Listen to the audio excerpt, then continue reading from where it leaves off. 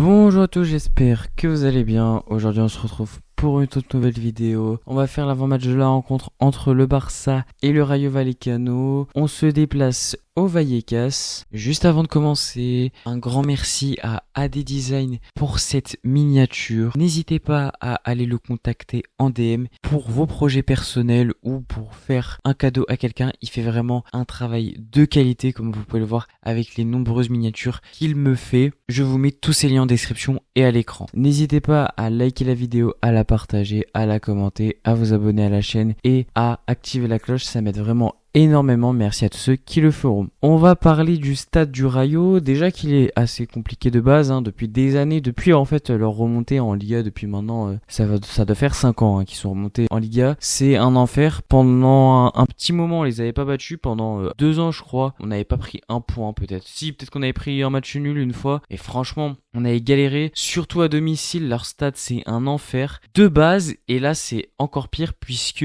je vais vous mettre des photos du stade de Vallecas en ce moment. Je vous jure, c'est du grand n'importe quoi, mais réellement vraiment du grand n'importe quoi. Il y a, en fait, à partir du moment où tes propres joueurs, donc c'est-à-dire les joueurs du Rayo, ils te disent c'est un marécage, on va se blesser, etc. C'est quand même qu'il y a un problème. Moi je vous le dis, leur stade, c'est franchement, honnêtement, je sais même pas comment c'est possible que la Liga ne dise rien parce que c'est n'importe quoi. C'est sale, vraiment c'est sale. Les sièges ils sont sales. À la limite, ça c'est le problème des spectateurs, c'est pas le problème. Mais le terrain, c'est un terrain de 5e division quand tu joues en Coupe du Roi. C'est ce genre de terrain. Franchement, le Rayo, c'est ce genre de terrain, très très très sincèrement. Mais de toute façon vous le verrez à l'écran, je vais vous mettre des photos. Mais déjà que c'est compliqué, alors en plus avec ça, c'est chiant, franchement c'est chiant. La bonne nouvelle c'est que si c'est une petite blessure, genre une semaine et demie, allez grand max 2 semaines, c'est pas extrêmement grave, tout simplement parce que c'est la trêve internationale. C'est carrément plutôt positif parce que ça nous évite d'envoyer nos joueurs faire des matchs amicaux qui n'ont aucun intérêt. Ou alors non, c'est plus des matchs amicaux maintenant, cela dit c'est les qualifications pour la Coupe du Monde. Mais bon bref, on s'en fout, ils jouent contre des vieilles équipes, donc contre Gibraltar, ils ont pas besoin de très gros joueurs. Bon, ça c'était la parenthèse concernant le stade du Rayo. Concernant le Rayo en eux-mêmes, ils sont actuellement 10e au classement, une victoire pour une défaite. Ils ont gagné 3-1 à Gijón sur la première journée, ils ont perdu 1-0 contre Bilbao chez eux. Ils ont aussi joué des matchs de Conference League pour se qualifier en Conference League, 2 victoires, 1-0 à l'extérieur et 4-0 à domicile contre Neyman, donc je sais pas trop, c'est un club d'où. En tout cas voilà, une saison qui est plutôt satisfaisante en tout cas sur ce début, et concernant la pré-saison c'est plutôt bon également. 2 victoires, 3-0 contre Sunderland et 5-0 contre Zwolle, une défaite contre West Brom 3-2 et un match nul contre le Genk, un partout. Ensuite ce qu'on peut dire concernant leur jeu, c'est tout simplement une équipe qui sait un peu tout faire, c'est-à-dire une équipe qui peut presser, qui presse même très très bien, très sous-estimer leur pressing. Ils sont également très très bons pour mettre le bus, etc. Donc franchement c'est une équipe un peu hybride qui sait tout faire, et ça c'est un peu perturbant parce que des fois ils vont te mettre le bus et puis des fois ils vont te presser très haut. Surtout à domicile, franchement c'est très clairement une équipe qui est toujours très compliquée à jouer. Concernant leur effectif, ils ont comme défenseur Ratiu, donc c'est un joueur en plus qui était pisté par le Barça, qui n'est pas venu mais en tout cas il était pisté. Florian Lejeune qui est un expérimenté bien évidemment de Liga. Pour le milieu, on connaît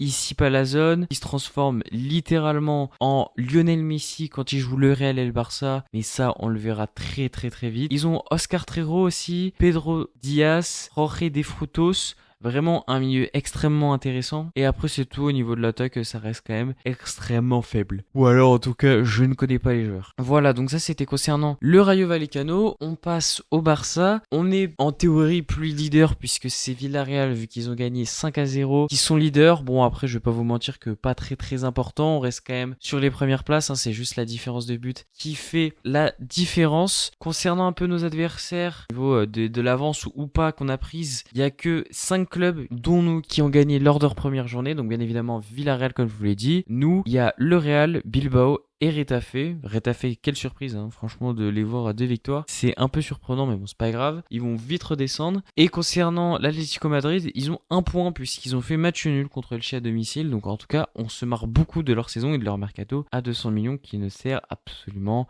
à rien. Concernant le point classement, comme je vous l'ai dit également, le Real a gagné. Donc pour l'instant, toujours pas de points d'avance ou de points de retard sur le Real, qui ne risque pas de perdre des points encore ce week-end, puisqu'il joue un club qui a peu de chances quand même de les effrayer, c'est-à-dire Majorque à domicile. Donc après on sait jamais, mais honnêtement je n'y crois pas. Donc aussi ce qu'on peut dire, on va parler des inscriptions. Gérard Martin a été inscrit, ça c'est officiel, même si ça devait être fait le week-end d'avant. Ça y est, là c'est bon, on l'a eu. Sechny devrait être inscrit aujourd'hui, donc c'est-à-dire samedi au moment où je fais la vidéo, mais normalement il sera là pour le Rayo, donc ça c'est cool aussi également. Et Rooney, il me semble, ne sera pas inscrit, mais normalement devrait pas y avoir de soucis pour l'inscrire avant la fin de ce mercato d'après les infos. Donc voilà, rien à dire de plus. Également, on n'aura pas notre petit Gavi qui s'est blessé à l'entraînement. Je sais pas si vous l'avez vu, mais il s'est blessé au genou, donc c'est le même genou, je crois c'est le droit, hein. Les ligaments, bon, il y a rien, c'est juste une petite douleur, une petite gêne, voilà. Mais concrètement, il n'y a pas de blessure grave, etc.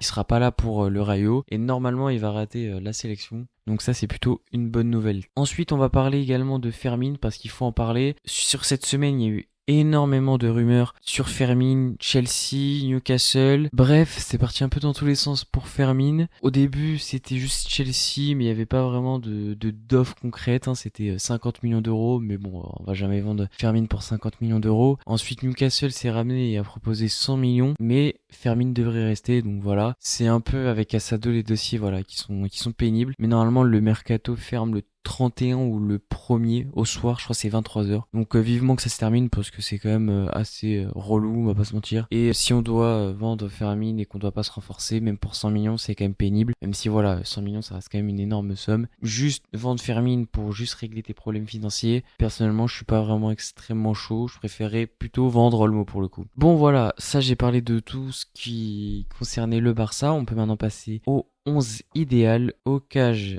Yohan Garcia. En défense, on part sur une défense que j'aimerais enfin voir, c'est-à-dire à gauche Baldé, à droite Koundé, et en défenseurs centraux, Koubarsi avec Christensen. Il y a eu des infos comme quoi Flick n'était pas satisfait de cette défense, du coup il teste des changements, on verra bien, mais franchement, j'aimerais bien voir Christensen parce que il est tellement sous-coté, c'est fou. Au milieu de terrain, Pedri De Jong avec De Jong un peu plus bas en double pivot, et en numéro 10, Fermin. Voilà, je fais jeu Fermin parce que pour moi il sera meilleur face au Rayo. Et enfin pour finir, en attaque, je place à droite Yamal, à gauche Rafinha, et je reste sur Ferran Torres en numéro 9 malgré son énorme occasion ratée face à Levante. Il a encore marqué et moi je le trouve très très bon dans le jeu. Flick est le roi de la méritocratie, s'il continue comme ça, pour moi Ferran Torres n'a aucune raison d'être délogé de sa place de titulaire. Voilà, c'est la fin de cette vidéo, j'espère qu'elle vous aura plu. N'hésitez pas à dire ce que vous en avez pensé en commentaire, vous pouvez aussi me donner un pronostic là-bas. Moi je place un petit 2-1, je vois vraiment un match serré où on va galérer, mais je nous vois quand même réussir à repartir avec les 3 points de Vallecas. Comme d'habitude, n'oubliez pas de me suivre sur tous les réseaux, que ça soit sur Insta ou TikTok où je republie des segments de mes vidéos, donc vous prenez celui qui vous arrange et vous le regardez. Je suis aussi bien évidemment sur Twitter, je vous mets tous les liens en description, vous n'avez plus qu'à cliquer pour me follow, et moi je vous dis tchuss.